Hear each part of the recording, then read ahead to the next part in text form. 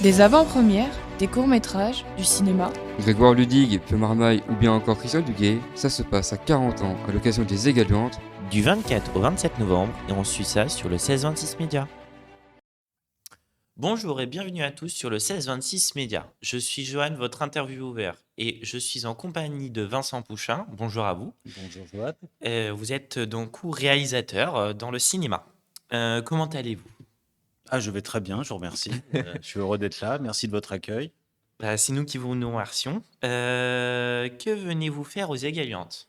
Alors, je viens juste de présenter mon dernier film, voilà, qui vient d'être projeté dans le cadre du festival Les Égaluantes. Un film qui s'appelle Lucien Rudeau, L'Éclipsé. D'accord. Comment se passe le festival pour vous? Comment se passe le festival? Ça faisait 3 ans que j'étais pas revenu. J'étais venu il y a 3 ans présenter mon avant-dernier film qui s'appelle toujours Ma vie dessinée. J'étais pas revenu depuis et je vois que le festival a déployé ses ailes et c'est toujours un plaisir de venir ici. Une très belle organisation, un très bel accueil, d'excellentes projections et pour mon film, une excellente qualité et de projection et d'accueil du public. Donc c'est que du bonheur. Tant mieux. Donc vous venez de présenter Lucie Rudeau, L'Éclipsé. Est-ce que vous pouvez nous raconter un petit peu l'histoire brièvement? Alors, l'histoire, c'est ce qu'on pourrait appeler un biopic. La biographie de ce monsieur, Lucien Rudeau, qui est né en 1874 et mort en 1947 et qui reste attaché au département de la Manche et à la ville de Donville-les-Bains en particulier, juste à côté de Granville. C'est un monsieur qui, dès l'âge de ses 14 ans, donc on est dans les années 1892, a eu cette envie, ce désir de non seulement d'observer les étoiles, mais de vouloir les représenter en particulier la surface de la Lune de la manière la plus réaliste possible. Lucien Rudeau était le fils d'Edmond Rudeau, qui était un peintre, un graveur de renom, qui lui avait, je pense, et même sûr, fait une éducation artistique assez poussée et exigeante. Donc Lucien Rudeau maniait le crayon et les pinceaux avec talent. Et en fait, dès 14 ans, il se construit un petit observatoire en bois qui avait la forme d'une cabine de plage derrière la maison à Donville-les-Bains. Il passe toutes ses nuits à regarder, à prendre des notes et ses journées à mettre au propre ses dessins. Et donc ça, on est en 1892.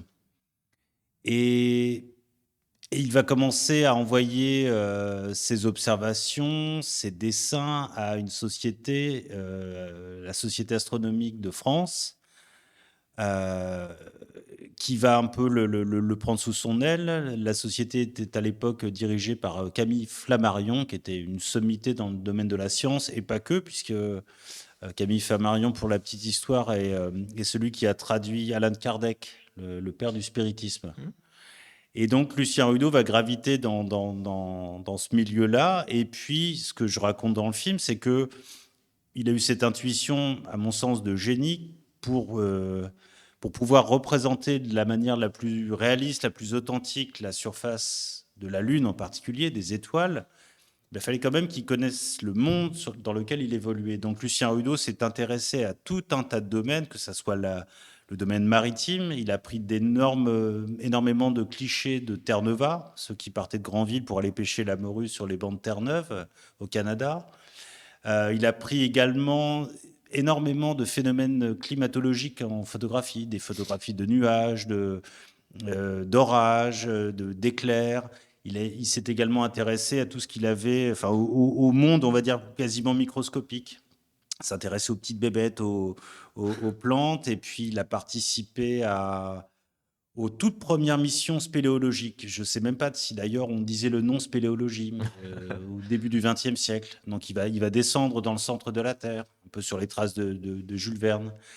Et puis il va aussi participer à l'élaboration de l'Observatoire du Pic du Midi dans les Pyrénées, où là aussi qu'il va chroniquer à l'aide de photographies, de dessins, d'aquarelles. Enfin voilà, un fond Rudeau d'une richesse pas croyable et toujours, me semble-t-il, en tout cas c'est le point de vue du film, au service de la représentation la plus juste des étoiles et de la Lune en particulier. Comment ça s'est passé le tournage? Bah, c'est des tournages déjà, Oui. puisque c'est un film dont j'ai eu l'idée il y a plus de 11 ans. Ah oui, oui, je fais Ça des films remonte en bien. général. Ma vie dessinée que j'étais venu présenter ici il y a 3 ans, il avait représenté 13 ans de ma vie.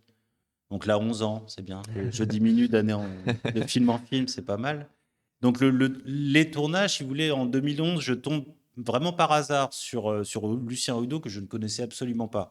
C'était à l'occasion de la projection d'un ancien film aux archives départementales de la Manche à Saint-Lô. Et ce jour-là, il y avait une exposition d'organiser et il y avait assez d'éléments pour me dire, bah waouh, il y a quelque chose qui me plaît, qui m'intéresse. Et rapidement, on me parle un peu de Rudeau, je mène quand même une enquête, et puis on me dit, bah oui, mais il est inconnu ici. Bah oui, oui. Mais il y a une association aux États-Unis qui s'appelle l'Association internationale des artistes astronomes, qui tous les ans ou tous les 2 ans réunit une espèce de bande de fous furieux qui investissent un lieu désertique de par le monde. Et pendant une semaine, ils se mettent à peindre ces paysages désertiques, un peu comme Lucien Rudeau peignait les paysages lunaires. Et à la fin de cette semaine, qui s'appelle un workshop, ils décernent au meilleur ou à la meilleure d'entre eux un Lucien Rudeau Memorial Award. Alors ça a vraiment attisé ma curiosité. Et donc, j'ai pu me rendre, c'était en 2011, et suivre une semaine avec ces artistes astronomes dans le Grand Canyon, en Arizona. Et je me retrouve là-bas avec des gens qui me parlaient de Lucien Rudeau avec des paillettes dans les yeux, comme si c'était un membre de la famille. Et j'ai trouvé ça hallucinant de me retrouver vraiment dans le fin fond de l'Arizona, dans le fin fond du Grand Canyon. Et ces gens qui connaissaient leur Rudeau sur le bout des doigts, alors que chez nous, ici, personne ne le connaissait. Donc ça a été une première période de tournage. Après, j'ai écrit, je me suis beaucoup documenté sur Lucien Rudeau. Ça a pris pas mal de temps, donc ces fameux 11 ans. Après le tournage, bah, il y a des choses que je suis allé tourner à Granville, à Donville-les-Bains.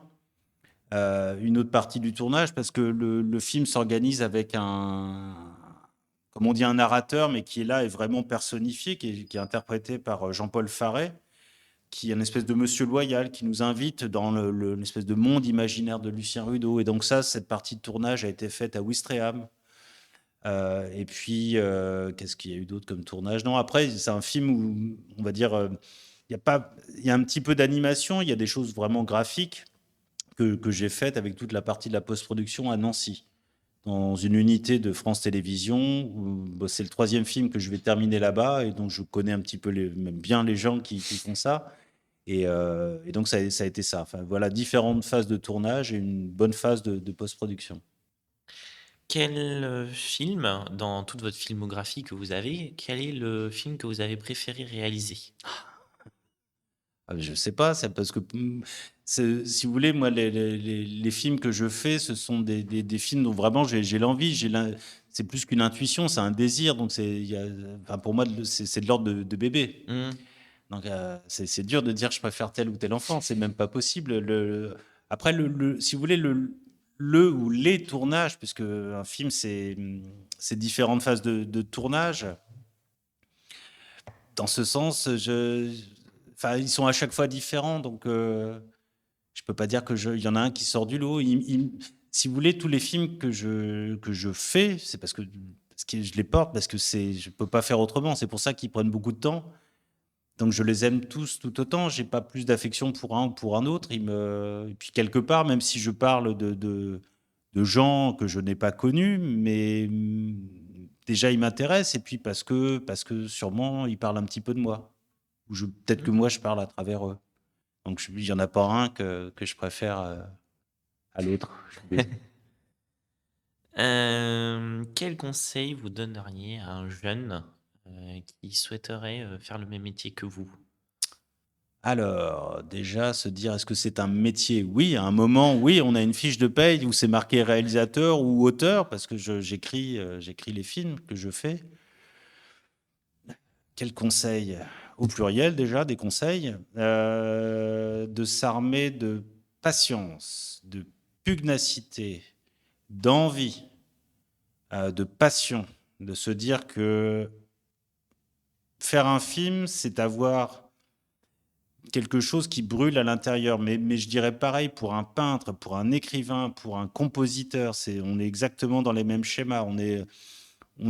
C'est même pas on a une envie, c'est que on est drainé par quasiment un besoin de savoir donc comme pour un jeune, un moins jeune, enfin quelqu'un qui a une envie de cinéma, de faire un film, oui, c'est que la route peut être longue, elle va être longue, elle va être semée d'embûches, mais il y a toujours ce point, cette ligne d'arrivée qui des fois se rapproche, s'éloigne, mais elle est toujours là, il faut toujours l'avoir en tête, et donc c'est s'armer vraiment de patience et ouais, de pugnacité, sans être opportuniste, mais se dire, bah oui, ce que j'ai, ce que je porte, ce que j'ai envie de montrer, de partager avec les gens, bah, c'est essentiel. Et donc, dans ce sens-là, accepter les critiques, accepter les refus de producteurs, de distributeurs, mais ne jamais désespérer, ne jamais baisser les bras.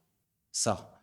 Après, s'armer d'une bonne culture artistique, cinématographique en premier lieu, mais pas que. S'intéresser à la photo, à la peinture, à la musique, enfin tout ce qui fait le charme du cinéma. C'est-à-dire que c'est pas juste des images, non, c'est tout un cadre. Et justement, pour former un cadre, une forme, il faut avoir connaissance d'à peu près toutes les formes.